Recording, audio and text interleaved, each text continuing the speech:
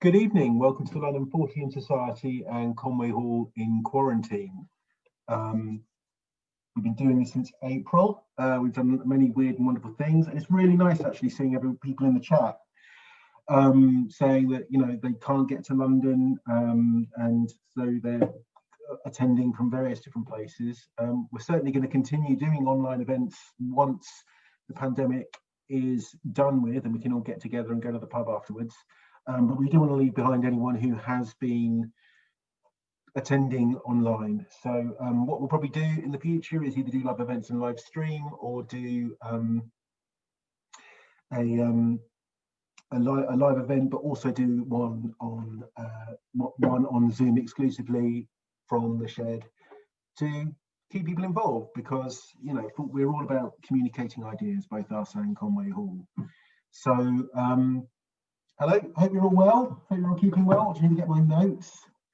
Sorry everyone, hang on, just in the top of my head on the thing. I'm rambling. So if you've not been with us before, if you need to know what Fortean is, essentially we give talks about paranormal, sort of obscure subjects. And we invite us people that we're interested in and invite you to make up your own mind, essentially. We're not really trying to change anyone's minds. We're just trying to broaden people's minds in a sense. But it doesn't always make sense to me.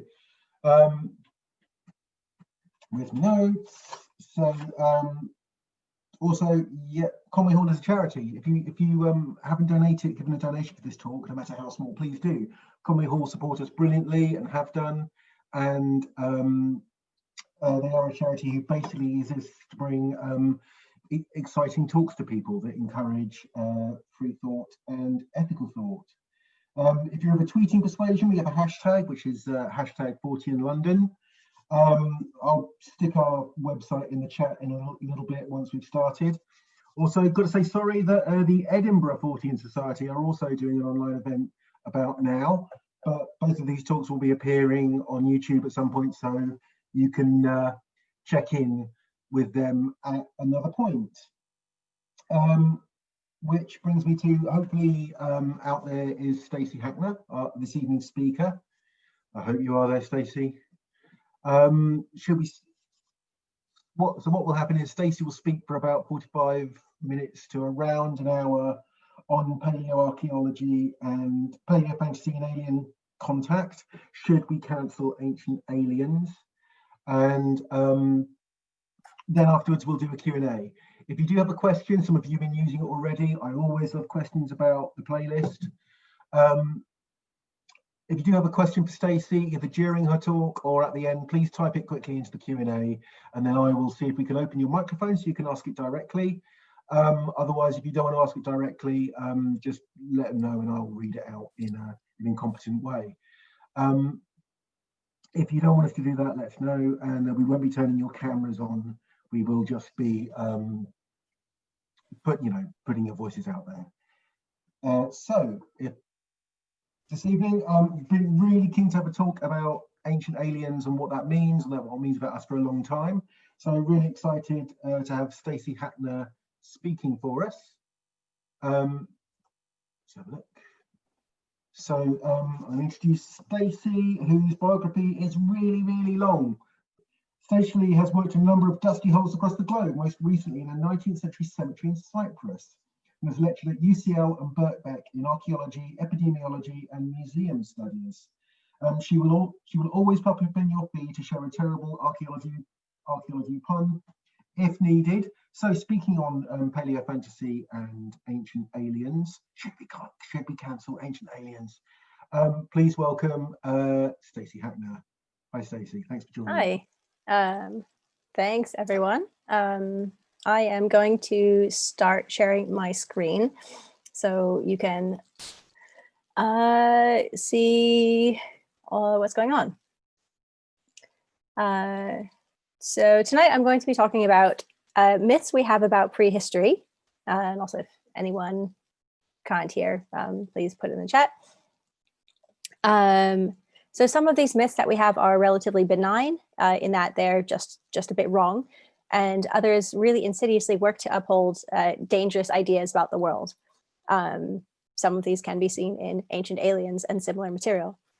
When we talk about the ancient world, particularly when we lack historical evidence, we really need to question where these ideas come from and how we use them in society today, so we can stop reiterating them and rehashing things that can actually be quite insidious or have a very dangerous past.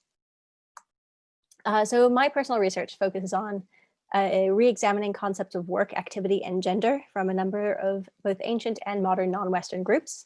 So I look at what men did and what women did, and how we tend to conflate those and put them into categories, saying these are men's jobs, these are women's jobs, and really the boundary is not so clear. I do an analysis of bone structure, indicating who performed which tasks, and I also do a bit of epidemiology of ancient disease, which I'll get into later. If you want to tweet at me during this talk, then it's at StacyTG. There is no E in it. So let's talk first about some biases within archaeology. I'm sure that as Fortean Society attendees, you know about biases within science and within other places. So these are kind of evident in research in general. I wouldn't take that much knowledge as for granted, to be honest. Yeah, perhaps you've read about these before. But so first, there's the conservatism bias. We favor prior evidence over new evidence. It takes us a long time to accept something when we're presented with it. And also to learn that new methods are the ones that we should be using instead of the ones that we're used to. So, you know, even if someone bakes you a delicious cake and they say, oh, I've used my fancy new oven, and they say, well, I don't know, I don't think it tastes as good as my old oven. You're facing conservatism bias. So this also happens quite often in medicine. For instance, in the mid-1800s, it was difficult to convince doctors that hand washing could actually prevent infection. Now we know hand washing can really prevent infection. It took a good 75 years, at least, for that to catch on. There's also confirmation bias. We only believe information that adheres to our preconceptions. And this goes hand in hand with conservatism bias too. We believe what we want to believe, and we reject anything that doesn't mesh with our beliefs.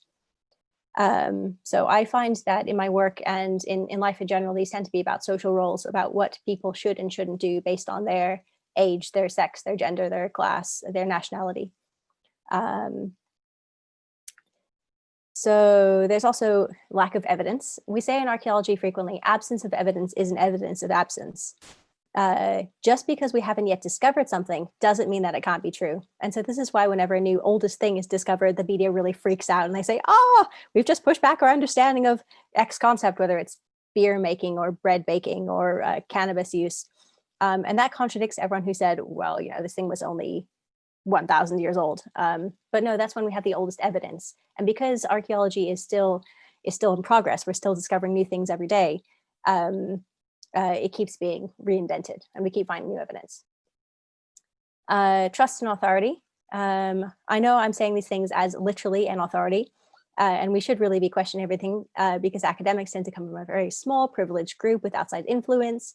But for the purpose of this lecture, believe me now, and you can raise your doubts in the questions. So we do tend to believe anyone who seems to be an authority. You know, you think someone must be right because they discovered this ancient city and they wrote it down in 1953 in a very authoritative voice. However, I have emailed a lot of these people to ask for their evidence, and they say, well, I just kind of made it up, or I didn't really collect the data, or I kind of got lost. So really, that's bad science. We have to be sure that all of these authorities are doing good science and have good review processes in place and oversight, so that we know what's going on. Finally, there isn't really a name for this kind of bias, but it's asking the wrong questions. It's not questioning that the people who came up with a lot of the theories for how we see the world and how we see the ancient past were throughout the 20th century were white European upper and middle class men. There weren't very many women. There weren't very many people from non-European nationalities. Particularly, this becomes relevant when they're looking at, you know, Egypt. Where are the Egyptians who are actually studying their own past? They don't come around until, or they aren't respected in the field until quite late in the 20th century. So the conclusions about these theories are all seen through a very, very narrow lens. And that really needs to be broadened. So their view of history has, up until recently, was really influenced by, great wars and big men, and nobody's asking questions, or nobody had been until probably the late 70s, early 80s, about what were women doing, what were children doing, what about immigration, how did that affect society, what about alternative burial practices, and not just the big monuments. And really, I see this ties into conspiracy theories quite a bit, because conspiracy theorists also like to ask the wrong questions. So for instance, last week we saw a certain person say, "Where are the missing ballots?" Well, nobody said the ballots were missing. You're making up a question about something that nobody was wondering about. So we need to figure out, what are people wondering about at a general level? So next, let's examine some beliefs about prehistory. First, a compacted history of the Paleolithic. Anything that calls itself paleo is probably wrong and definitely a marketing scheme. Paleo means ancient. It comes from Greek. The Paleolithic means the ancient Stone Age. And that describes the time when humans, or hominins, who are our kind of ancient cousins, began making stone tools, as far as we know, or as far as we've discovered. We actually don't have evidence of when people first started making non-stone tools. So you might see chimps on National Geographic videos using a little stick. That is tool use, but we wouldn't have evidence of that because it's so long ago it hasn't preserved. So we do say that the Paleolithic started around 3 million years ago in the Great Rift Valley in Kenya, or maybe around 2.6 million years ago. No one's really sure. The evidence is conflicting, and we're okay with that. It spread to Europe around 1 million years ago, when people started to migrate out of Africa. And it sort of ended with the beginning of the Mesolithic, or the Middle Stone Age, around 15,000 years ago, and then progressed very quickly into the Neolithic, the New Stone Age, which is defined by the invention of agriculture, which is also a very slow spread around the world. But it's really important to remember that the Paleolithic still continued up until now, really. There are people who are still using stone tools around the world very effectively. And I actually, when I give this talk live, I have a stone tool, or a stone spear, that I made, and it's very, very sharp. They're very good. I mean, it's not good for, being on a Zoom call, but if I wanted to go and hunt something, it's great. So first, I'm going to go through 4 myths about the about the Paleolithic of the ancient world. And the first is the paleo diet. So it's okay if you are a person who has been on the paleo diet. That's fine. If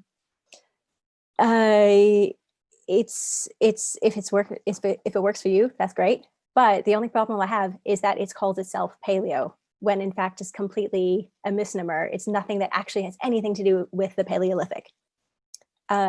As I said, most things that say paleo are full of marketing. And here it uses a lot of ideas about the Paleolithic that we kind of have in, lurking in the back of our brains, that aren't really true. So let's first notice these 2 figures. The man on the left, he isn't quite Fred Flintstone, but the woman on the right does look a lot like Wilma Flintstone, if you remember them from the cartoons. So keep those in mind for now. There's, big man. The woman is skinny yet curvy, and both in an early 2000s fashion, off-the-shoulder fur, which I quite like. So there's a lot about raw food that's part of the paleo diet, particularly raw food being natural. Eating raw is good for us. Some adherents will say it's not a fundamental part of the diet, but many people do practice that. However, during the Paleolithic, fire wasn't invented per se, but it was harnessed. So people were finding natural fires burning and taking them back to their hearth at a site called Kubifora in Kenya. And the evidence for this is a certain type of clay that turns red when it's consistently burnt. And at the site, there's evidence that humans were using stone tools to butcher animals and also to carve other stone tools. And then there's also burnt ground. So all evidence that people were cooking their food, which is great because we like cooked food. It's very, very tasty. So now we get to my favorite hypothesis about how anatomically modern humans, so us, not Cro-Magnon or Neanderthals or other hominin species, how we came to be, particularly with our really large fatty brains. And that's called the Wrangham hypothesis, after a Professor Wrangham at Harvard. who suggested that our massive brains relative to our body size are a result of the extra caloric value that we can get from cooking our food. Basically, if you eat a raw carrot, then you get all of the fiber, but not much of the nutrients or the vitamins, because our stomachs can't process those. You're putting in too much energy digesting something that's really fibrous to extract every last nutrient. But if you cook that same vegetable, then you will get all the nutrients. The same for any food, including meat. So the hypothesis is that the calories saved on digestion were able to fuel our meaty, fatty brains. And we see this increased brain capacity between about 500,000 to 1 million years ago. So anyone arguing that we should be eating raw food because that's what our ancient ancestors ate isn't quite correct, because it seems like they only became our ancient ancestors when they started cooking their food. And you really can't turn back the clock on evolution, and our big brains are here to stay. Basically, anytime anyone says our ancient ancestors, they are leading you down the garden path towards a certain conclusion. And that conclusion is usually just trying to explain ways of being in modern society. So also the first consistent evidence of fire is from 40 to 60,000 years ago. And that's evidence of a hearth that has many, many years of scattered animal remains around it. So people were sitting at this fire, enjoying each other's company, telling stories, talking about where they're going to go hunting next. So another myth that we have is that all of the meat they ate was kind of big game hunting. So, there's the idea of like, oh, let's go stab a mammoth or spear a mammoth. And actually, the diet was probably composed of a lot of small game, nuts and seeds, wild grains. So anyone saying bread or carbs wasn't part of the Paleolithic diet, it actually was. Who knew? Perhaps not baked bread, but definitely grains that maybe they made into a flour or a paste. Nobody really thinks about seafood or fish, but they did a lot of passive hunting and fishing, leaving traps. And a colleague of mine from UCL called Mariana Nabais researches Neanderthal sites in southern Spain and Portugal. And she's found lots of evidence that they were eating turtles, which I kind of refer to as the first pot noodle, because you can kill a turtle, flip it upside down, and cook it in its shell, because this was before they had any pottery to cook their food in. And so instant noodle, or they didn't have noodles yet, but instant turtle soup. So instead of thinking of people going out and hunting big things, think of them living pretty much like any foraging society today that you might see in a documentary. So paleo landscapes. The Paleolithic, as we discussed before, was a very, very long time. And it was also worldwide. When you think of the Paleolithic, you probably think that it's very cold, and you'd think that we didn't cook our food, and you're probably thinking of Europe. This is because in this, as you see in the slide, we always show white people. This is a mistake. The Paleolithic occurred worldwide. The popular conception of the Paleolithic isn't about Africa, even though people were in Africa for most of it. So China had a Paleolithic, and the Americas had a Paleolithic, and Australia had a Paleolithic. And so some of it was quite cold, some of it was quite warm. So there is no one paleo diet because people all around the world were eating what was available to them. So here's another paleo recommendation sheet. And I think it's really funny to actually look at where all of these fruits and vegetables, or when they came from. And so we have things like strawberries are from the 15th century, lemons are from the Neolithic, bananas are Neolithic, pears, peppers, radishes. Basically, all of the fruits and vegetables that we know them today are from the Neolithic, or even more recently from the Middle Ages, or even the modern times. And the banana, as we know it, is from the 1800s. What's another thing that came up around 11,000 years ago?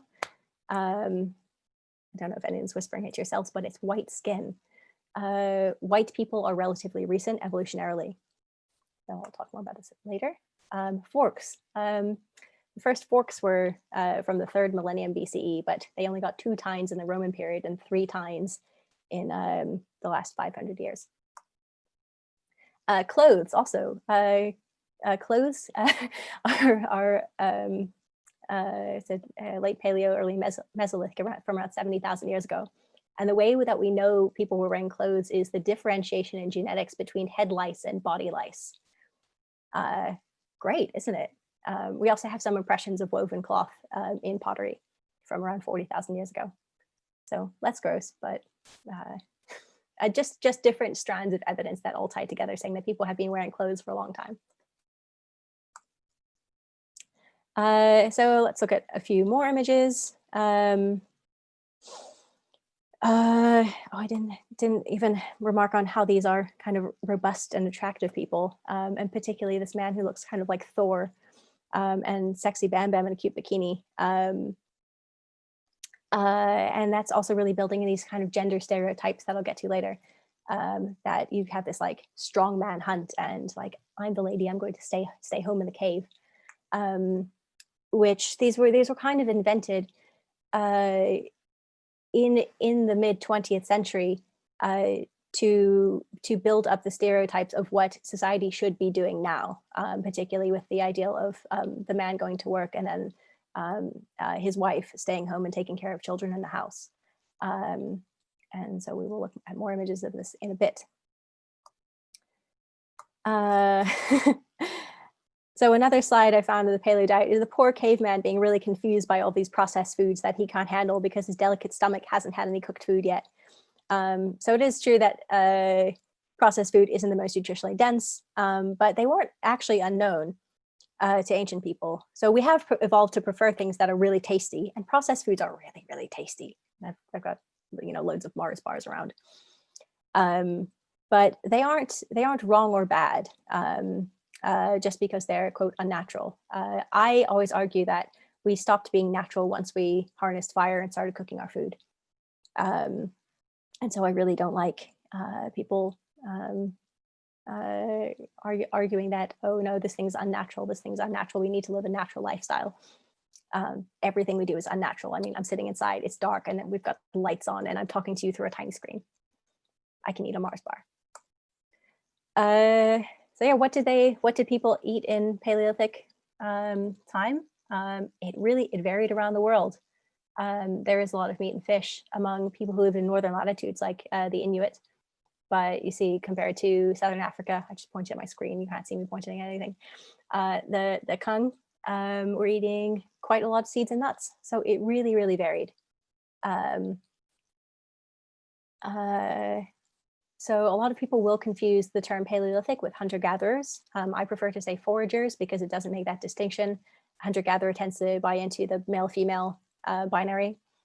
However, these have also changed. There is an idea that people who are living in foraging societies have been the same throughout history. And actually, their diets have changed even over the last 200 years since they first had contact with Europeans, who usually wanted to kill them anyway. And this is really the noble savage idea, saying that these cultures are kind of preserved in time. They're in a bell jar or a time capsule, and that's really not true. Even so, places in like Borneo, they do farm, even though it doesn't fit the Western conception of what a farm looks like. They are cultivating different places throughout the landscape. And changing it and planting certain things in various ways so that it's easier to harvest, and that is farming. That's why I know about bread. Also, we like processed food. The oldest bread is, oh, I've made a mistake. The oldest bread is from 14,000 years ago. My colleague, Lara Gonzalez Carretero, discovered it in Jordan, and it's made of wild wheat, barley, and tubers. And that's actually 4,000 years older than the earliest evidence of agriculture, which I think is really cool. So the second myth, cavemen live to be old. So here I have to read a quote from a New Yorker article, which says it best. Meet Grok. According to his online profile, he's a tall, lean, ripped, and agile 30-year-old. By every measure, Grok is in superb health. Low blood pressure, no inflammation, ideal levels of insulin, glucose, cholesterol, and triglycerides. He and his family eat really healthy. Between foraging, building sturdy shelters from natural materials, collecting firewood, and fending off dangerous predators, Grok's life is strenuous, perilous, and physically demanding. Yet somehow, he is a stress-free dude who always manages to get enough sleep and finds time to enjoy moments of tranquility beside gurgling creeks. He's perfectly suited to his environment in every way. He is totally zen. So this is the idea of paleo-fantasy, a term coined by researcher Marlene Zuk in 2010 to describe this mythical ancient time when people lived in harmony with their environment. So everything was there, it was easy to obtain, you could just kind of go out and like, you know, pluck a mammoth. And it's very kind of manifest destiny colonial view of nature. And it's reminiscent of when Europeans came to America in the 1600s and saw it as this land of bounty. And that's actually where these images came from. Because of this idyllic lifestyle, everyone lived to be really, really old. Is this true? So here's actually the original New Yorker cartoon. So there are these two competing ideas that people either only live to 30 or that people live to be, you know, 90 or 100 because they were so healthy. Both of these can't be true. So everyone is basically wrong because of a misunderstanding of the average age at death. So this chart shows deaths per 100,000 infants starting in 1900. And it shows that over the course of the 20th century, one reason why our total or our life expectancy has gone up so much is because fewer babies are dying. And this is due to advances in medicine, namely vaccination and antibiotics. And so now our average age of death is way high compared to around the 1840s. 1/5 of all children died before the age of 5. And so that was really dragging the age of death down. So it was around 30 to 35 if you take all those into account. But once you, if you do a different kind of statistic, then you can see that once someone lived to 5 years old, they had a really good chance of living to be 15. And if you lived to be 15, you had a good chance of living to 30. And if you lived to 30, you had a good chance of living to 60. And so we do have some evidence that people would have been living to maybe 50, 60, even 70 years old.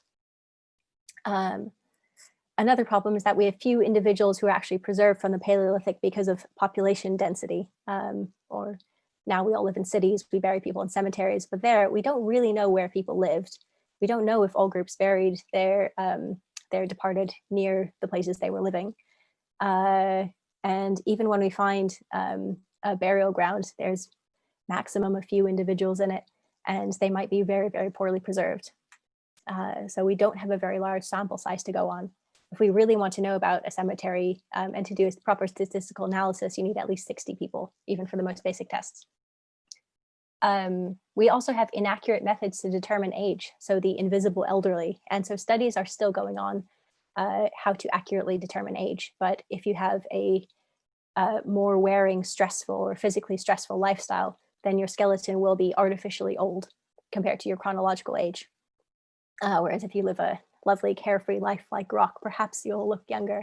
And we don't actually know what physiological stresses people in the Paleolithic were under. And as with diet, it probably varied based on environment, also varied by age and sex. So we're trying to fill a lot of gaps in the data with very few individuals. But I have an inclination that people live to be moderately old. We also have this kind of a discrepancy of what we actually mean by healthy. There's a preponderance of evidence for ancient disease. We actually see atherosclerosis, which is calcification within the arteries and heart disease, and arterial plaque in mummies from around the world. So we see it in Peru, we see it in Egypt, we see it in Siberia, we see it in the Southwest US. Anywhere that people were mummified, naturally or artificially, we see that they have arterial plaque. So it seems to be just a fact of human existence and has little to do with diet, because everyone's saying, no, arterial plaque and heart disease are because we eat Big Macs all the time. Not true. It just happens. So ancient people also lived with a lot of parasites, which fortunately most of us in the West don't have anymore. It tends to be more associated with poverty. But we really did have more parasites and more diseases once we started living with animals in the Neolithic. So as everyone knows from Corona, many of our modern diseases come from animal origins. They're called zoonotic. Additionally, there's this belief that cancer is a very modern disease, but actually the oldest evidence for cancer is from 1.6 million years ago. And so that doesn't mean it was very common, and we can't exactly say 1 in 100 ancient hominins had bone cancer. because it's just one case. And we don't see it again for about another million years. So really, we don't know how healthy people were. But one thing we do know, there was definitely lice, because that's how we know that they were wearing clothes.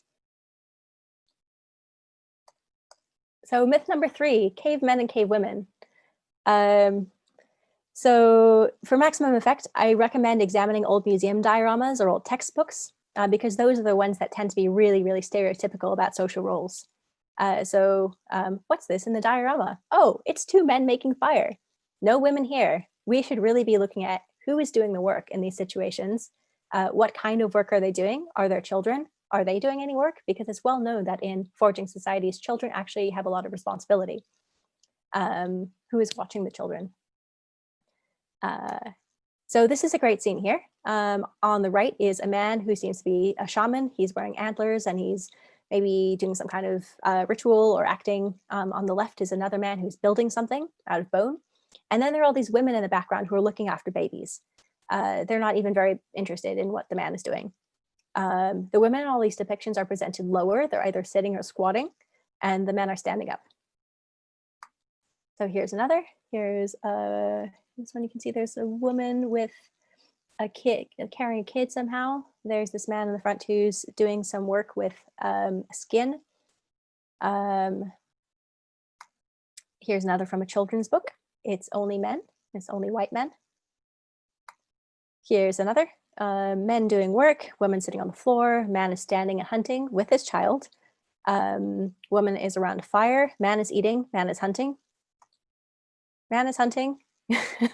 They're all basically the same. They take the central idea that it's men doing the work, and women are doing work that is specifically related to cooking and childcare. This is not an actual depiction of how ancient societies worked. There's so much evidence from contemporary foraging societies that this is not the way that gender roles are split. And there's actually an article published last week with additional evidence that women, or at least female skeletons, were doing a lot of hunting, particularly of big game animals. They were buried alongside spears. You can also see in muscle attachments on the bones that they were doing quite a lot of work. Some of which is throwing, some of which is grinding things, all very robust.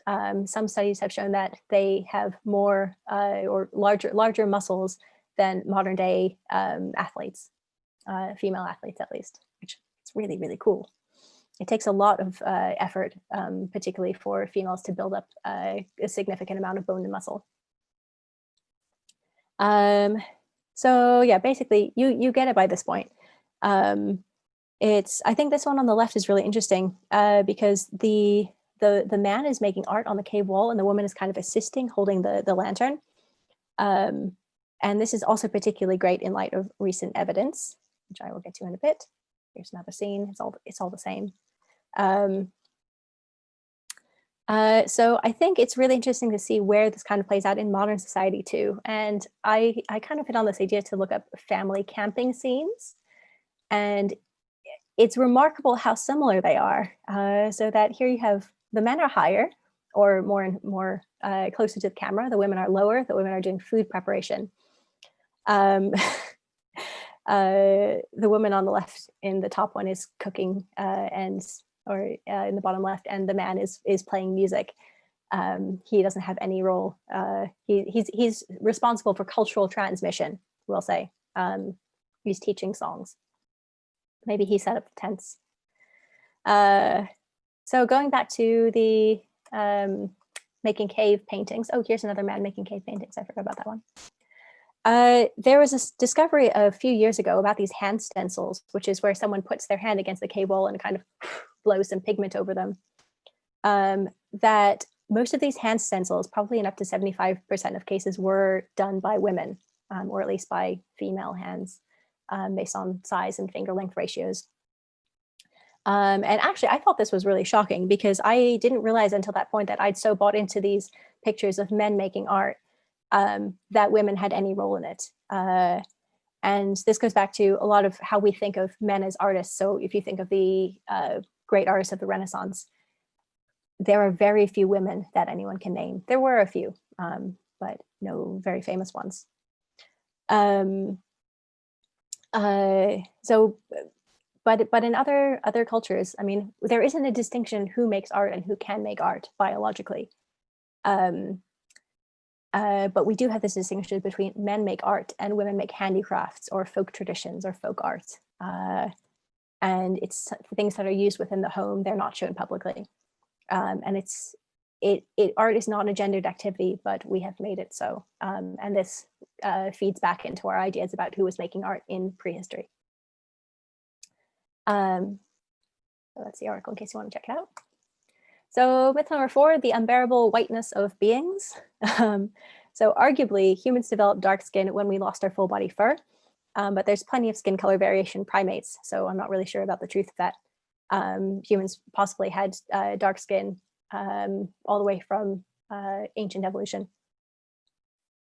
But so humans were dark skinned until relatively recently, even after moving to Northern Europe. So this model on the right is actually a more accurate representation of a Neanderthal. Neanderthals did have light skin, but that was due to a different gene mutation than we see in humans. So depictions of Neanderthals with light skin, perfectly acceptable, and also ginger hair. But if you see, if you see these light-haired ginger Neanderthals, that's true. That's based on good genetic evidence. But if you see on the left Cro-Magnon Jesus, he shouldn't be light-skinned. That's actually false. And in fact, one of the oldest British people who lived 10,000 years ago in Cheddar Gorge, he's called Cheddar Man.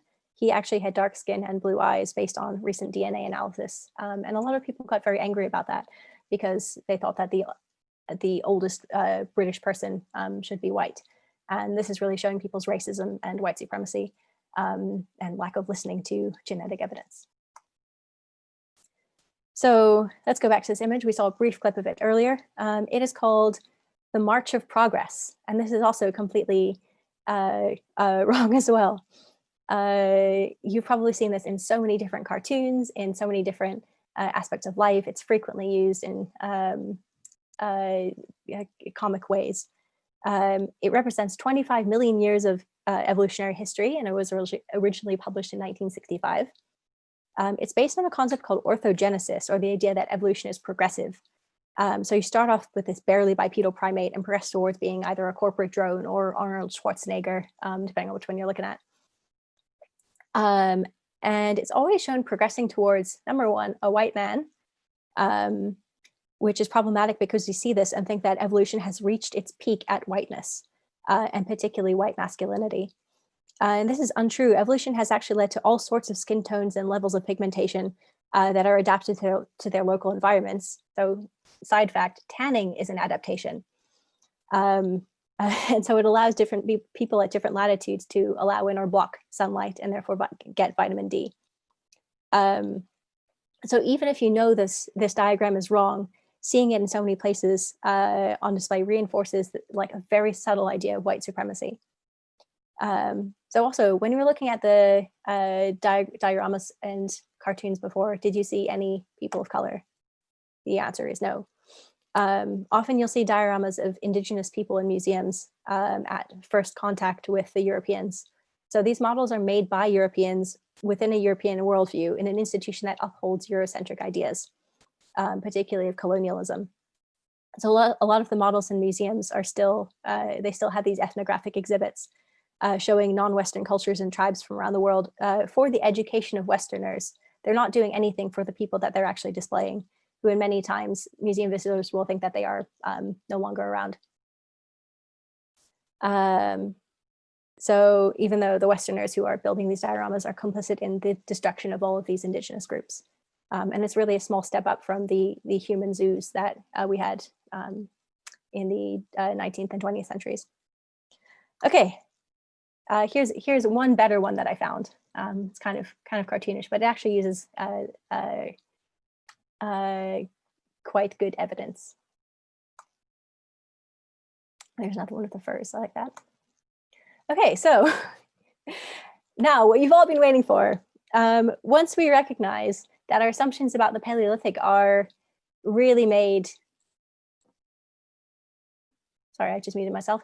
They're styled after their creators, who are male European academics born from 1870 to 1940. What else can we question? Is it aliens? Let's question where the belief in aliens comes from. Obviously, I don't believe that aliens visited Earth and meddled with our cultural heritage. I can't tell you how many times people have asked me when I worked in a museum of Egyptology to show them alien artifacts, and I had to tell them that sadly those don't exist. So first, if you do a Google search of did aliens build X, we'll give you this. So except for Teotihuacan, probably because it's difficult for English speakers to spell. The furthest away from Europe are the most Googled.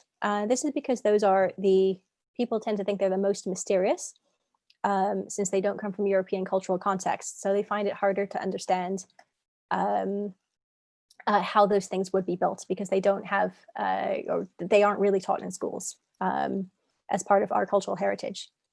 It's therefore easier to sow doubt about them with conspiracy theorists asking leading questions. And interestingly, some people believe that aliens were involved in building Stonehenge, but it's more of a kind of Stonehenge as a site to contact aliens rather than aliens came in. We're like, boop, boop, boop, boop, boop. So what are aliens? Aliens are first mentioned in a parody of Herodotus's history. So Herodotus's histories notoriously false. It's also where he comes up with the idea of Atlantis. But aliens weren't even mentioned in that. They were mentioned in a parody by Lucian of Samosata called True Histories in the 2nd century. But they kind of took a back seat until the demise of the heliocentric view of the world. So during the Enlightenment, when we discovered that Earth revolved around the sun and we had a whole bunch of other planets and things going on as well, and we weren't the center of the universe. So this is when people stopped believing that the Earth was made for us by God. And it led to the idea of maybe there could be other life somewhere else. So European culture became outward looking instead of inward looking. This was also the age of exploration, of colonialism, of promptly genocide. And so the alien narratives that we start to see in the 19th century took a whole lot of inspiration from colonial contact with indigenous groups. So this is called the wilderness theme. And you can see it in the Mappa Mundi, so that famous map of the world that says like, here be dragons and there are little sea monsters all around it. So when Europeans started exploring other lands, the indigenous people were the monsters to them. And when we started thinking of going out of this world in the 19th and 20th century, the analogy stuck and the alien encounters were akin to those of feeling threatened by indigenous people. So then there start to be, alien context starts to be a popular topic in science fiction in the early 20th century, the War of the Worlds. And then there are the first canonical abduction encounters. There was Antonio Villas-Boas from Brazil in 1957 and the Hill abduction from the US in 1961. But there had been occasional reports of mysterious airships since the 1890s. So only once people kind of knew that flying was imminently possible did they think that there could be airships in space. What we believe relies a lot on what we already know to be true. Really interestingly, the similarity between encounter experiences and how aliens are depicted in sci-fi became this feedback loop. As more people started reporting that they had been abducted, they started reporting that they were like the ones in the movies. And then there was this feedback loop. And weirdly, they all look like this.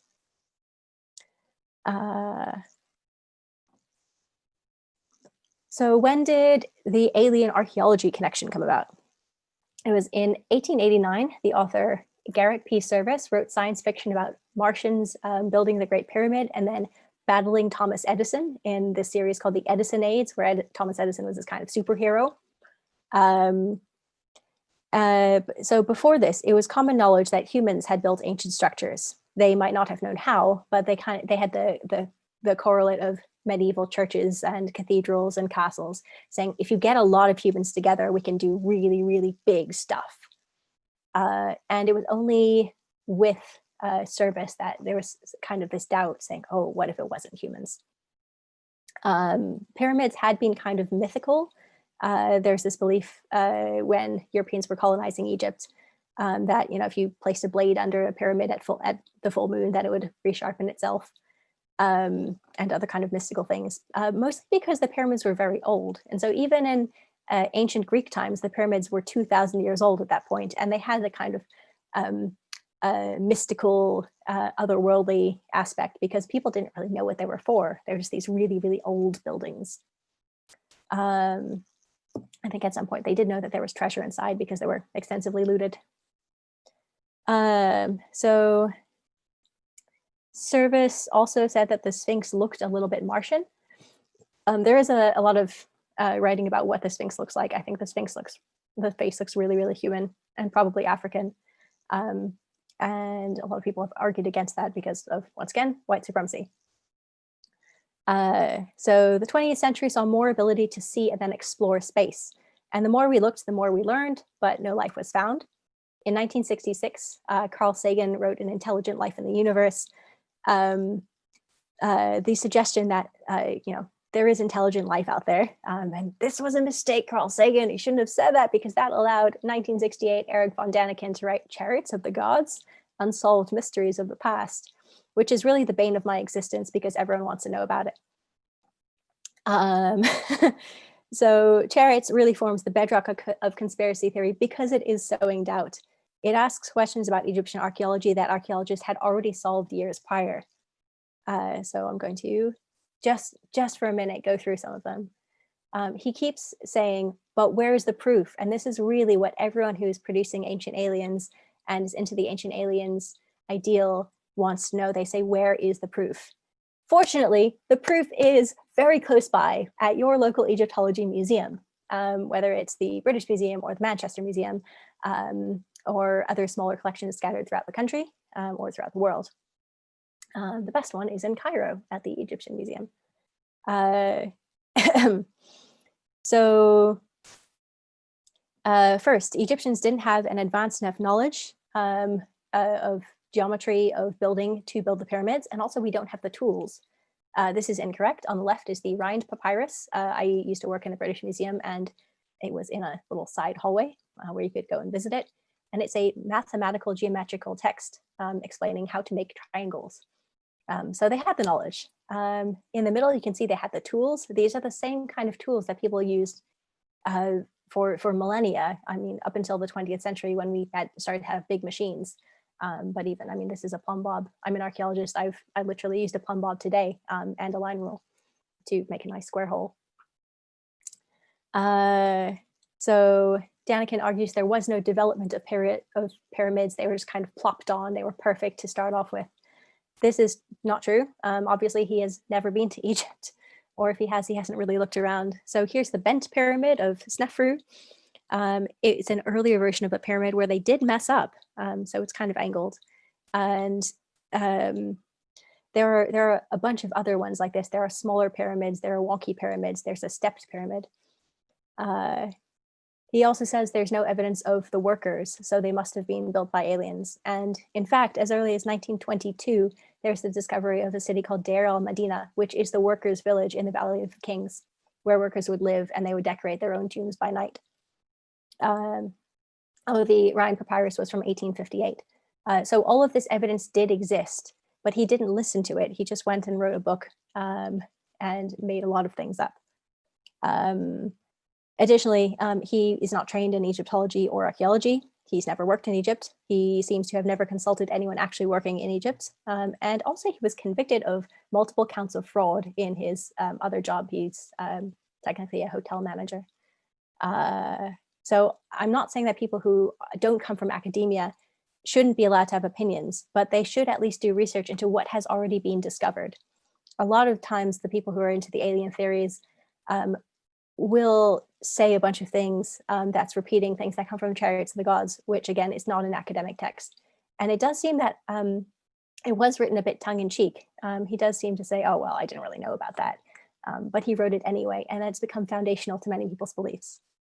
Some of his ideas were even plagiarized from Service and other earlier texts. It's full of factual errors, as most conspiracies are. So a brief moment to talk about Great Zimbabwe. So this is the site of Great Zimbabwe, the capital of the Kingdom of Zimbabwe. It was inhabited from the 11th to 15th century by up to 18,000 people.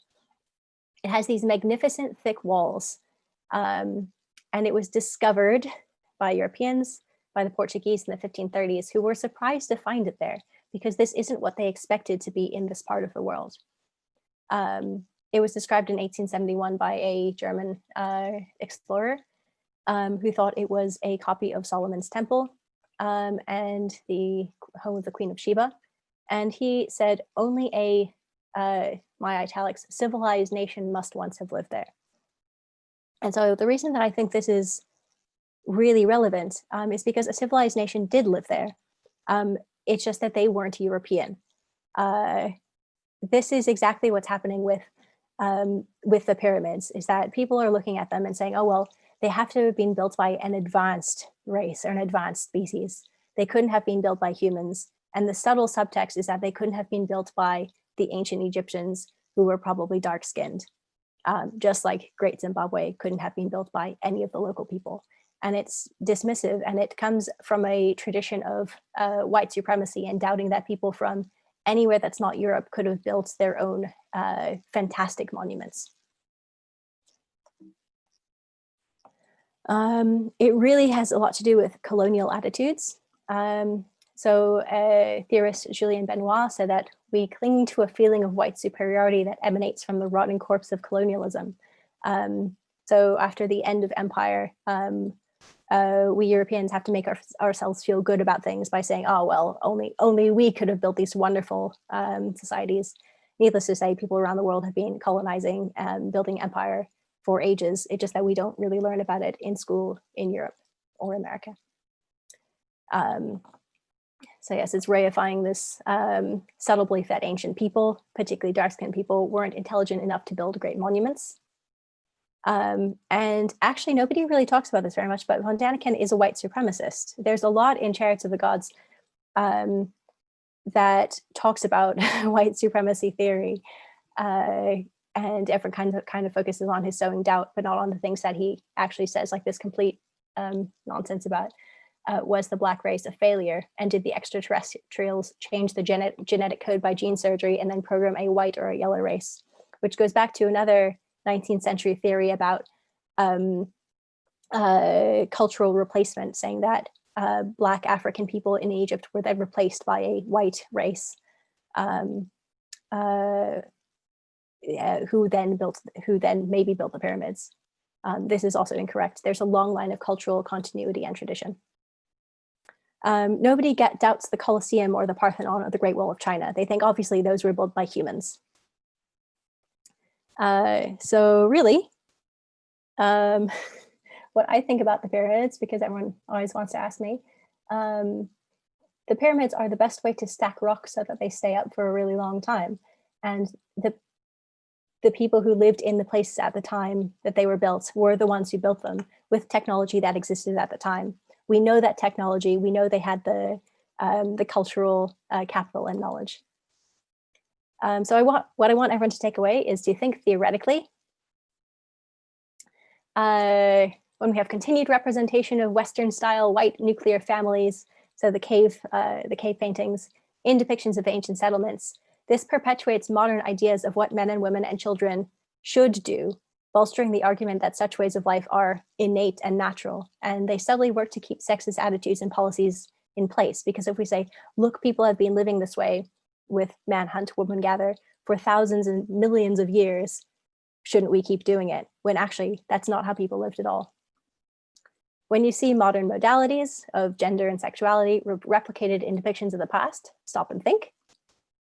And when we avoid researching and examining the actual origins of ancient sites by saying it was aliens, we're denying the heritage of non-white groups and insulting the intelligence of ancient people and their descendants.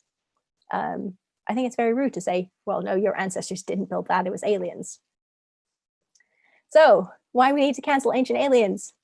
Think, do you know how to build a house? Do you know how to build an iPhone? But just because you don't know how to do it that doesn't mean that someone else doesn't. We as a society tend to share our responsibilities and our knowledge. And just because you personally don't know how to build the pyramids doesn't mean that someone else couldn't. There's actually a really great video of a guy building Stonehenge by himself, like somewhere out in the countryside. It's very cool, recommend. When you're listening to someone with alternative theories, do some research. Have their questions already been answered by archaeologists up to 100 years before they were writing about it? Is this person just pulling facts out of the air, or have they actually done a Google search? When you start to question scientists or scientific results, do a little search and see if other scientists are questioning it too. Science isn't static. Science is always changing. In science, there's room for debate. And particularly go on science Twitter and see what's going on. So if you think, this theory sounds a little fishy, then I'm probably there saying, this theory sounds fishy. I did this recently with an AI of scanning faces for criminals. They say, with this new technology, we can see who's a criminal. And obviously it was saying that all of the criminals were people of color because it was going from data sets that are made in a biased system. And it's basically exactly what people were saying in the eugenics movement. So I called that one out. Science is messy and inconclusive, and we disagree on things. We don't have an answer for everything yet. So if scientists say we don't know or it's inconclusive, they're not hiding something. They just don't know.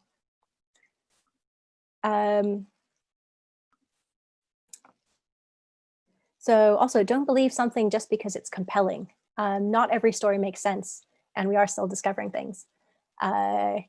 If someone weaves a really nice narrative, I'm always very distrustful of it because it sounds like they've made stuff up. Science is young. I mean, think how recently we've actually had the Enlightenment. That was only 400 years ago. And since we've had the scientific method, less than 100 years. We're still going, we're still figuring things out. So that's it. Thank you for listening. You can read my blog. You can tweet at me. I do tweet a lot about non-science things as well. There's a lot of politics. You can follow me on Quora, where I answer questions about archaeology as well, where I get to be quite snarky. But yeah, I'm looking forward to your questions. Thank you, Stacey. That was great. I really appreciated it. So I'm sure everyone there is already been praise coming in through the chat. So yeah, we really enjoyed that. Thank you. I say we just as the audience. If I can say again, if you have a question or comment for Stacey, please put it into the Q&A block in Zoom, and we can pick you out from that. So I'm going to go to Matt White first, who has two questions. Matt, I will ask you just to go to your first question first. So I'm going to unmute your microphone now. If you can hear from you, Matt. Can you hear me? Yes. Yeah. Hello. That was a really good talk, Stacey. The first one I had was the gender split between like folk arts and high art. Is that misconception mainly like a European problem, or does it come up in other regions as well? I'm mostly an expert on this within the European context. So I don't know very much about externally. I feel like it might be a more even gender split between or in China, but I might be making that up. It also quite depends on the era that you're looking at, and who's doing arts. I know someone else has asked me this question before, and I haven't fully researched it. That's cool. Thanks. We'll come back to you in a little bit, Matt, with your next one. We'll give other people a chance, I think. Cool.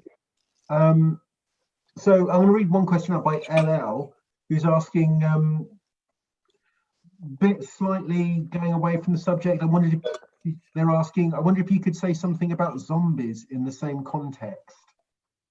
You can give a very short answer to that if you. I think in an archaeological context, I don't know. There's, if you want to look into things about deviant burials, there's a lot written about kind of how zombie, werewolf, vampire legends came about because of I guess beliefs about like what people did in life and the way they're buried. And there's some really cool ones about people who are kind of buried with a stone in their mouth, or with their head cut off and placed at their feet. I mean, we don't have any archaeological evidence that people rose from the grave or anything, but yeah, look into, just type in, deviant burials of Britain. There's some really cool ones. That sounds like excellent searching. Also, Mitski has a question.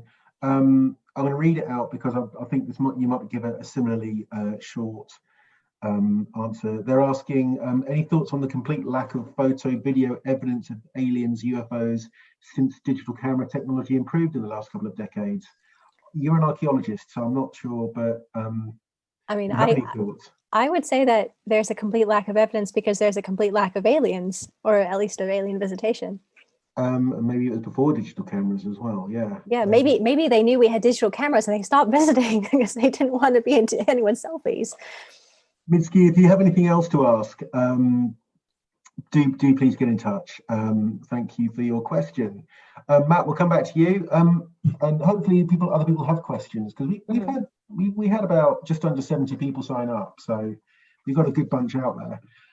Stacey, I was wondering about, you talked about Eric von Daniken and his general, I'm saying this as myself, I'm not representing Conway Hall saying this, general possible dodgy views and white supremacist views and being a convicted fraudster. I don't know if you remember, about 20 years after Chariots of the Gods, Footprints, what's it called? Footprints of the Gods, or If someone help me out, it's called Footprints of the Ancients or something, that came out in the 1990s by, and I've just forgotten his name. It was another sort of ancients book that was really popular and sold everywhere. And you know what? While I look that up, let's open Matt's microphone again, because I'm having oh, you're still there, Matt. That's correct. Matt, do you want to ask a second question? Yeah, sure. And I just Googled it. It's Fingerprints of the Gods by Graham Hancock. That's a Graham Hancock. Let's go back to that after your question. I was going to say about Graham Hancock, I've got many thoughts. Okay. After Matt's question, we'll think about Hancock. This question, so I'm concerned in case these will turn out to be kind of Chariots of the Gods, kind of it's a mystery things. But I'm thinking around still not knowing how Greek fire was made, or the thing which went around recently about waterproof Roman cement. Oh yeah, that's really cool. Is there an unknown which we don't know about, which you really wish we did know about? Like something which you think it must be fascinating how it actually happened, but we don't have the knowledge? The Neanderthal human interbreeding situation. I want to know more about that. That's quite a bit more ancient than you're thinking, though. I think that there's kind of a problem with the way that people think of archaeological mysteries. And within archaeology, we don't think about them as mysteries. We think of them as problems that don't have enough evidence to answer. And so if we don't have, I mean, for instance, today I was out digging a hole. I didn't know what the purpose of this particular hole was. But we probably never will. It was going to be an ancient ditch or a furrow. But the importance to our society is very little. And so how important is it that we know exactly how Greek fire was made? Only that it is attested and it apparently did exist. It would be really cool, but it's not something that everyone's like, oh, I have to figure out, or at least within a scientific context. I think things that are really, really interesting are a lot more mundane. What archaeologists are very, very interested in finding out, and what I'm very interested in finding out, are things like domestication of different plant species. And everyone, might think, oh, it's really boring how we got these different kinds of wheat, but we need different kinds of wheat to make beer and to make bread. And when did they happen? Who was the first person to make cheese? How did they make cheese? Who discovered that? Oh no, I've left this milk. Who discovered that they could drink milk? So, I kind of get onto these tangents of it would be really great to know, but I'm okay with not knowing for now because the importance is low. But yeah, I think less about building things than about who was the first person to think of this concept. And going back even further, I'm very interested in cognition and development of ancient language, or development of language in humans in general, particularly how that's different from animal communication, if it is different. It is different. That's an interesting thought. Sorry, that was a small rant. No, interesting rant. Thank you. Yeah, thank you, Stacey. Bring on the rants. So, but before we get on to Graham Hancock, and this video probably will be on YouTube. So, yeah, just saying that. Verity Burt's for something really interesting in the chat about perspectives on Neolithic art and subverting gender roles. So have a look at that, everyone, when you get a moment, because that looks fascinating. So Graham Hancock, so he promoted a sort of 20 years after or so, another von Daniken sort of explosion of archaeological, neo-archaeological stuff. What are your thoughts on that? Because my aunt had Chariots of the Gods. Yeah. I remember seeing it in her house, but I was around and saw all of the spin-off books crop up when Hancock was around, and I think, yeah, there was a program in the late 90s that sort of debunked his theories a bit. Yeah, he's really in the same tradition of not really checking sources and not consulting with people who already know what evidence is out there. He does a good job of kind of spinning a story, but it's nothing that he writes is really based in evidence. I think did he do a TV program that's quite recent as well? Someone asked me recently if they could recommend a TV show that I think he produced, but I looked at the guests, or everyone who was interviewed was either not Egyptian, didn't work in Egypt, had some kind of specialty, like their expertise was in like astral projection or something, not Egyptology, not archaeology. So which would be fine if you're producing a documentary on astral projection. Go ahead and have the expert in that. And also no women, like out of more than 20 interviews or individuals who were interviewed in the show, no women, which I think is just poor documentary filmmaking in 2020. Yeah, I mean, I'm not stalking him or anything, honest, but I think his later works have been on sort of psychedelics and historical psychedelics rather than brick-built or God-built archaeology. So he's moved on. I'd imagine he made quite a lot out of it. Yeah, a few. I mean, ancient psychedelics is a really interesting field as well. There's the McKenna hypothesis about how mushrooms jump-started human cognition and things, which really interesting. No evidence for. But what about reindeer cognition though? What are they thinking? Yeah, actually, if anyone wants to go to my blog, I have a whole section on animal human cognition and kind of pondering about it. Excellent. I'm not going to just start chatting though, because we've got a Q&A to do. Phoebe Holstead, I'm going to open up your mic next, if that's okay with you. Sorry, I was just too busy chatting myself to get on this. So, because there's a lot of really good questions there. Yeah, this is really interesting. Hello. Hi, I'm not Phoebe. I'm Phoebe's boyfriend. Sorry. Okay. I'm masquerading. My name's Sam. I just wondered if you'd read the carrier bag theory of fiction by Ursula Le Guin, the sci-fi fantasy writer, and if you had any thoughts on it. I have not read it. Because she sort of tries to retell a vaguely prehistoric human story as not being the story of the hunter who was out throwing the axe, throwing various things, but the story of the gatherer who invented the bag, invented the vessel with which to gather stories, which was really compelling for me, but I realize kind of reinforces a gender divide that is probably false from what you're saying. Yeah, I haven't read it, but that does sound really interesting. And it is okay. Societies do have gender roles that we do buy into as just part of our socialization. But I think when was it? I mean, she was writing in the 70s and 80s and 90s, which was around the time of the first. So the first like feminist archaeology paper was published in 1984, and that jump started a whole lot of research into what were women doing. And it was before we started to question the idea of gender roles as a whole. It was just saying we need to focus on women in archaeology. And then in 2006 was the first kind of archaeology of childhood. And then around the same time, maybe in the last 15 years, we've had archaeology of queer theory, archaeology of alternative or non-heteronormative sexuality. And so it's kind of, it takes a few years for people to say, we need to look more at this, and then we need to subvert everything. But yeah, I will look into that because I actually haven't read enough Ursula Le Guin. Brilliant. Lisa has a question next.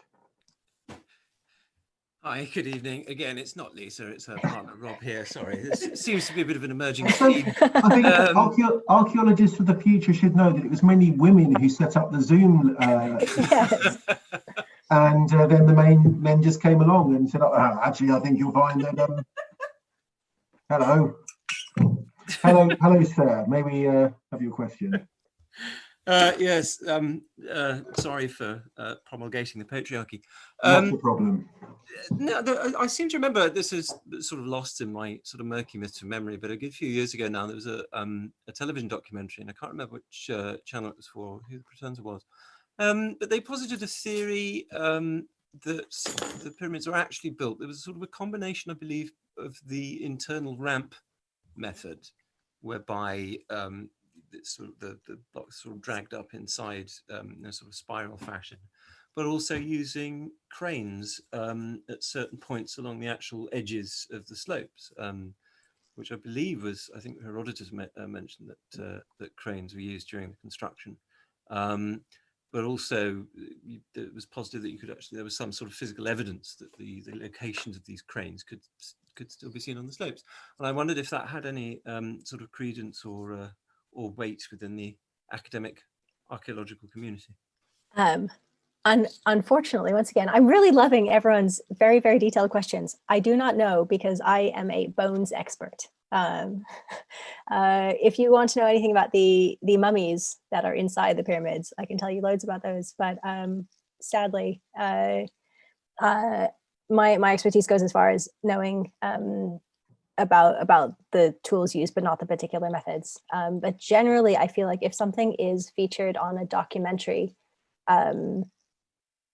someone has written about it on Quora, and Quora has a number of archaeologists who are really, really, really interested in building methods.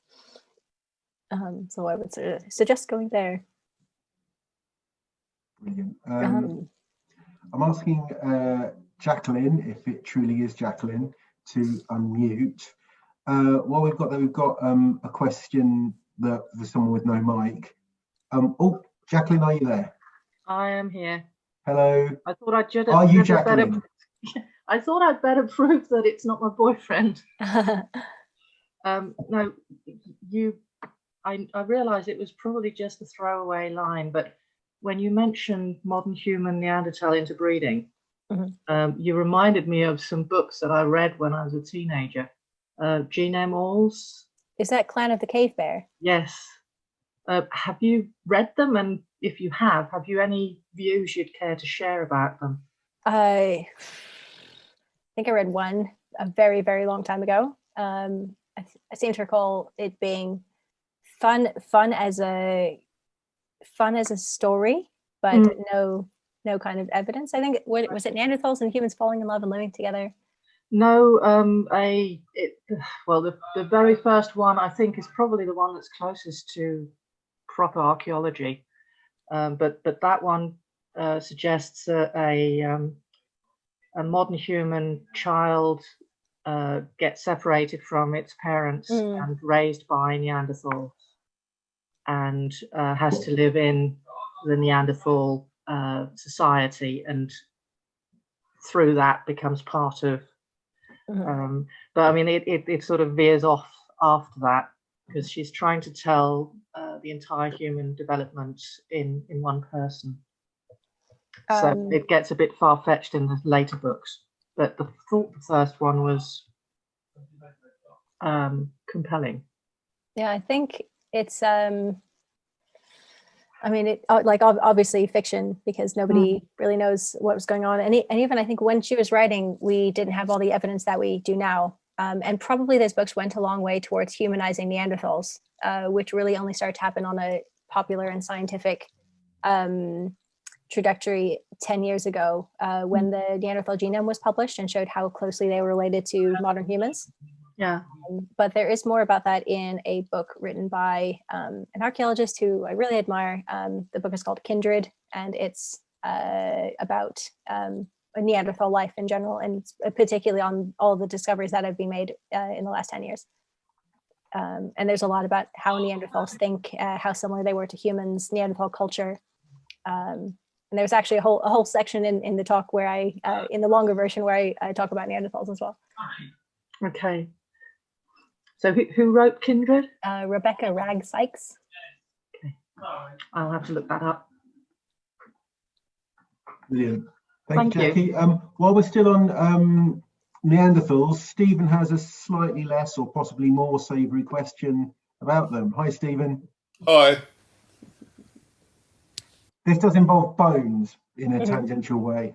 Yeah, well, I did a nice project in Portugal where we sung about the Neanderthal burial, like a flower burial. Yes. And this started to come up that was like the last place that Neanderthals kind of lived. They were pushed into the peninsula in Portugal when it was the last settlements of them. But one of the discussions was that we basically ate them out of existence. Is this true? There's not really very much evidence for why the Neanderthals died out, and why that seems to correlate with the time that humans were advancing into Europe. There's kind of a limited crossover period. Perhaps the kind of the leading idea right now, but it's still kind of changing with each new piece of evidence, is that humans outcompeted them because of superior socialization between small groups. But we know humans ate each other, Neanderthals ate each other. We don't have any evidence that Neanderthals ate humans or vice versa. But often the saying, oh, Neanderthal bones have chew marks on them, is used to say that, oh, they're violent and cannibalistic. But humans have been practicing cannibalism worldwide throughout history, not only in survival situations, but ritually and I don't know, for fun. For fun? Have you found any recipes? Dude, calm down, mate. What was that? Calm it down. Yeah, Mrs. Levitt's pies. It's my maybe it's my volume coming in hot. I am quite calm. Thank you. But yes, I would doubt that humans ate Neanderthals to death, even though both of them ate each other. Okay, well that's pretty good. Thank you. The poor Neanderthals are having a bit of a bad night tonight. So, anonymous attendee is asking, what was normal cause of death for Neanderthal women and men? So it wasn't being eaten by Homo sapiens. No, we don't know. It's actually very difficult to tell most causes of death from the skeleton. Even in the case of the individual 1.6 million years ago who had cancer, we don't know if they died of cancer. They could have died of the flu, or something else. Not very much leaves very specific traces on bones. And unfortunately, we don't have enough Neanderthals to know what the normal demise would have been. Nor do we have the same for Paleolithic humans. We should definitely do a Neanderthal evening at some point, because Meredith has a question that she'd like us to read out, which is, firstly, she says, thank you for a great talk, and we all agree on that. I wonder what the latest ideas are about whether Neanderthals had a full range of vocalization or only a limited range of sounds. Then she says, P.S. my mic isn't working, or at least I can't make it work. So can you read it out? Though I'm really me, not my boyfriend. I wonder, Meredith, if you have seen the wonderful BBC investigation into Neanderthal vocalization, where they have the actor called Elliot changing his voice to be like a Neanderthal, and he ends up yelling 1, 2, 3, which is hilarious. It's a great moment in documentary filmmaking because it has very little basis in evidence. The studies they did to get the Neanderthal vocalizations haven't also been tested on humans. They scanned the neck vertebrae to see what kind of shape of larynx they could support, and then did a vocal tract recreation of that. As far as I'm aware, they did not do the same thing with CT scans of humans and then do a recreation to see how well that matched actual voices. So I'm very skeptical of any evidence of Neanderthal vocalization. Besides that, they seem similar enough to humans with mouth shape and throat shape that I would argue they had, and complex enough brains that they had the ability to have language. Brilliant, thank you. Yeah, enough with the Neanderthal violence, everyone. Some of us might be descended from Neanderthals. Paul Dempsey, I'm going to open your microphone up, if that's okay, so you can ask your question, and then I'm going to try and catch up myself with everything. Hi, Scott. Thanks, Stacey. That was a great talk. How much credence do you give to people that say that small pockets of hominids still exist? I guess kind of tying up the Yeti thing, and is there any? You mean non-human hominids? Yeah.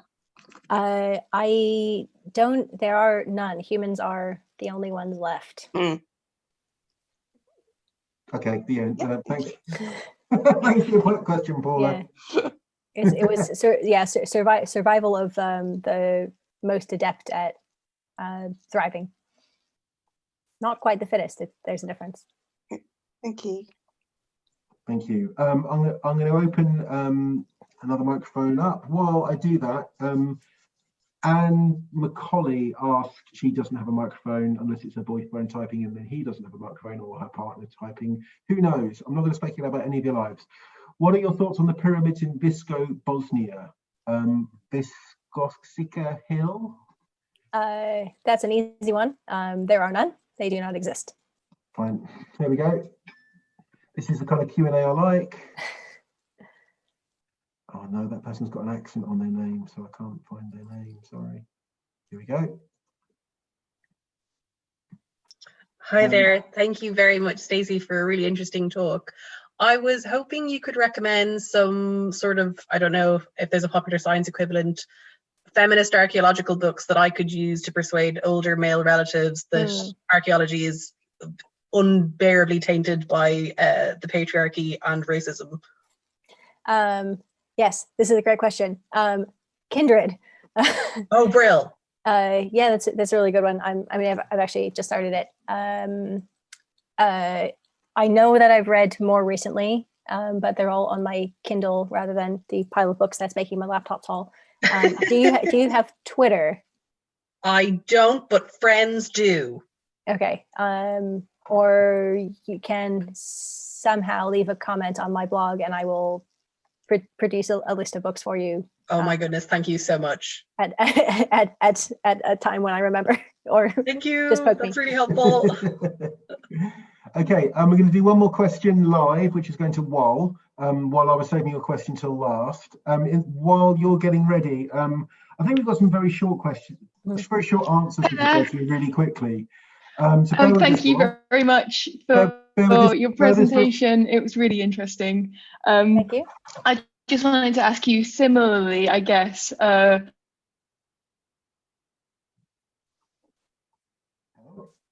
Cool. I think Wal has disappeared, but I saw this question. I do really like it. The answer a lot about is white supremacy in sort of quite a violent way, and I don't often consider it in that more latent way as you might see in museums. So it'd be really interesting to know whether museums. Well, you cut out there.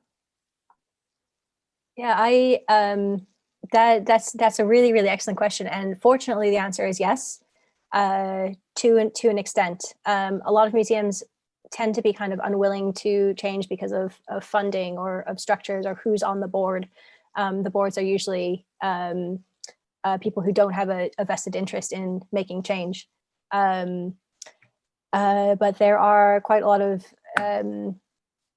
museum employees and researchers who are people of color, who are people from indigenous cultures, non-Western countries, other regions of the world, who are would like to see a more accurate representation of world cultures, and particularly getting rid of things that are very, very colonialist. A lot of museums, a few years ago, I was in a museum in Cape Town in South Africa that had, I think, one remaining ethnographic installation that was from the 1920s. And they said, we're leaving this one up for now because we want people to see how wrong this was. And here's another exhibit that's more accurate and better, which I thought was quite good. The Natural History Museum in London has updated a lot of their ancient humans gallery. So yeah, museums are working on it. I think they really need to do a better job with hiring people who accurately reflect the diversity of the museum going public. But that's also a different issue. But yes, things are looking, change is very slow, but happening. Brilliant. Tangentially, I was really lucky to host another talk at Conway Hall, not for the Forteans, by Alice Proctor. I don't know if you know her stuff. She's does decolonization of art galleries and museums, and yeah, she's really helping to push that thing out. So thanks for your question, Wal. That was a really good one. Sorry you dropped out during that. Really quickly, I was going to do the 3 last questions on the list. I think we're going to do very short answers for these. Firstly, do the underwater pyramids of Okinawa, Japan really exist? I have never heard of them, so probably not. Okay. Is there any archaeological proof evidence the Bible stories existed? There is not. And the last one is from, it says Camilla Cole on the name, but it's another bloke who lets the woman forest the Zoom, and then he just, does the voicey thing. Does Stacy believe in aliens at all? And by that, I guess I mean specifically, xenomorph, intelligent life, regardless of whether or not they visited Earth. Everyone always wants to know this one. It's kind of like, I don't know, like a bugbear of mine that I don't think it's very relevant to the subject. Yeah, it's like asking a historian whether they believe in God, or someone whether they believe in science. I think I'll say, if there is intelligent life, it's definitely not going to look like us. It will probably look like a tiny bacteria. Or an octopus. They're really smart. We definitely don't have enough of those. Yeah, did a great talk. Octopus have kind of got toddler minds. They're very physical, and they'll just sort of mess with stuff until they make it work. They're, fascinating creatures. Yeah, absolutely. Yeah, Matt White's just shared a Wikipedia link to the Yonaguni Monument. I'm terrible at pronouncing everything, so my apologies there. The Okinawa Pyramids, thank you. Stacey, that was a brilliant talk. Thank you. We look forward to sticking it up on YouTube. It was enlightening and inspiring, and thank you very much for speaking for us. Yeah, I mean, thanks everyone. This is like such an amazing set of questions. I really like being forced to think. Any opportunity is welcome, really. Yeah. Brilliant. Thank you very much. Best of luck with your current diggings in Northampton. And yeah, thank you. If you have anything else to say about the subject, we'd love to have you when we can all get together in a room somewhere. And yeah, keep in touch with what you're doing. And thank you very much. That's brilliant. Yeah, thank you. Also, thanks coming in from the chat. And thanks everyone. I'm hoping to do one more London Fortean Society event, which is basically Weird Year 2020, where we get a lot of people, various people on Zoom, and just say, what the hell? Well, this crazy thing happened. But I haven't started organising it yet. But yeah, hopefully doing something like that at some point in December. Keep an eye on the website and the Twitter. Conway Hall are doing loads of interesting things. Look at that. And thank you very much again. Thanks to Anna for helping in the background. Thank you all for attending. Thanks for your great questions. And thanks again to Stacey. Good night, everyone. Take care. Take care of yourselves. Bye-bye.